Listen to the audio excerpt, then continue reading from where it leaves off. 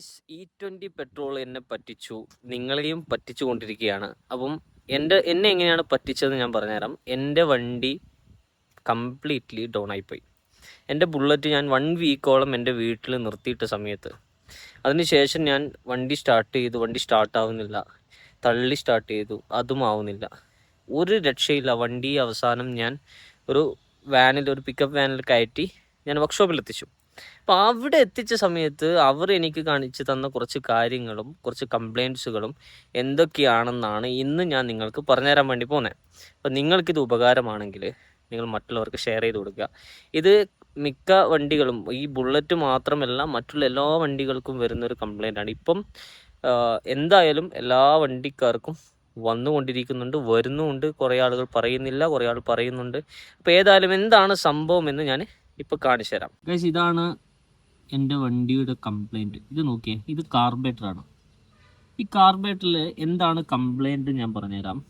നിങ്ങൾ ഇത് കണ്ടോ, ഈ ഒരു ഭാഗത്തായിട്ട് ഒരു ബ്ലാക്ക് കളറിൽ സ്പ്രെഡായിട്ട് കണ്ടോ നിങ്ങൾ?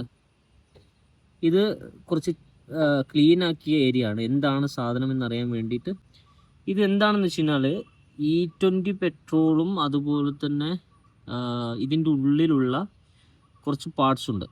ആ പാർട്സുകളൊക്കെ E20 പെട്രോളിലൂടെ ദ്രവിച്ച് പുറത്ത് വന്ന് സ്പ്രെഡായി കിടക്കുന്നതാണ് നിങ്ങൾ ഈ കാണുന്നത്.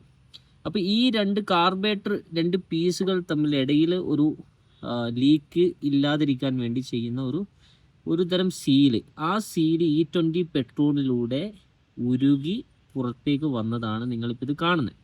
അപ്പോൾ നിലവിലിപ്പോൾ അത് അഴിച്ച് പുതിയ സീല് ചെയ്തിട്ടുണ്ട്. പക്ഷേ ഈ കാർബറേറ്ററിൽ നിങ്ങൾക്ക് ഒരു കാരണവശാലും മുമ്പോട്ട് പോകാൻ കഴിയില്ല എന്നാണ് അവർ പറഞ്ഞിട്ടുള്ളത്. അടുത്തായിട്ട് നിങ്ങൾ ഇതിൻ്റെയൊക്കെ പൈപ്പുകൾ നിങ്ങൾ ശ്രദ്ധിച്ചോ? ഈ പൈപ്പ് കണ്ടോ നിങ്ങൾ?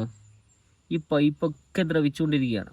ഇത് മാക്സിമം പോയി കഴിഞ്ഞാൽ നിങ്ങൾ ഇതിൻ്റെ ഈ ഒരു പോർഷനൊക്കെ നോക്കിയാൽ ഇത് മാക്സിമം ഒരു 1 മന്ത് അതിൻ്റെ ഉള്ളിൽ ദ്രവിച്ചു പോകും. ഇതിപ്പോൾ ഞാൻ എൻ്റെ കയ്യിൽ തന്നെ ചെയ്യുന്ന സമയത്ത് നിങ്ങൾ ചിലപ്പോൾ കാണും. നോക്കി, ഇതൊക്കെ പൊടിഞ്ഞ് കയ്യിലേക്ക് വന്നുകൊണ്ടിരിക്കുകയാണ്. അപ്പോൾ ഈ ഒരു സാധനം നമുക്ക് പണി തന്നുകൊണ്ടിരിക്കുകയാണ്. ഇത് എഞ്ചിനിലേക്ക് പോയി അവസാനം എഞ്ചിൻ്റെ പ്രശ്നങ്ങളും വരുമെന്നാണ് പറഞ്ഞിട്ടുള്ളത്. 2017 ഇറക്കിയ എൻ്റെ ബുള്ളറ്റ് ഇപ്പം ഏകദേശം 9 വർഷത്തിനടുത്ത് പഴക്കമുള്ള ബുള്ളറ്റാണ്. അപ്പം ഈ ബുള്ളറ്റിന് ഇതുവരെ ഒരു പ്രശ്നവുമില്ലാത്ത രീതിയിൽ പോയിക്കൊണ്ടിരിക്കുകയാണ്. പല പ്രാവശ്യങ്ങളിലായിട്ട് കാർബറേറ്ററുകൾ ക്ലീൻ ചെയ്തിട്ടുണ്ട്, യാതൊരു തരത്തിലുള്ള പ്രശ്നങ്ങളുമില്ല. ഇപ്പം നോക്കുമ്പോൾ എന്താണെന്ന് വെച്ച് കഴിഞ്ഞാൽ എൻ്റെ ബുള്ളറ്റ് കാർബറേറ്റർ അയച്ച് നോക്കുന്ന സമയത്ത് ഫുള്ള് ദ്രവിച്ച് അലങ്കോലമായി കിടക്കുകയാണ്. അപ്പോൾ അവർ പറയുന്നത് വെച്ച് കഴിഞ്ഞാൽ നിങ്ങൾ ഒരു 1 മന്ത് വരെ നിങ്ങൾക്ക് ഇതിൽ പോവാം. 1 മന്ത് കഴിഞ്ഞാൽ നിങ്ങൾ പുതിയ കാർബറേറ്റർ ചേഞ്ച് ചെയ്യണം, E20 കാർബറേറ്ററിലേക്ക് മാറണം. പക്ഷേ E20 കാർബറേറ്ററിലേക്ക് മാറിയാൽ പോലും എഞ്ചിൻ പരമായിട്ട് നിങ്ങൾക്ക് പ്രശ്നമായിട്ട് മാറും. അപ്പം അതുകൊണ്ട് ഒന്നുകിൽ പ്യൂർ പെട്രോൾ അടിക്കണം.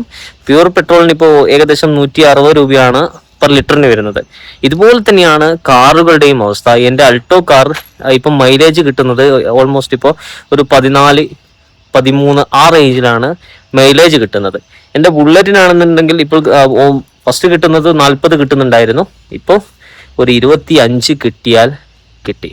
അപ്പോൾ ഇതാണ് ഇതിൻ്റെ അവസ്ഥ.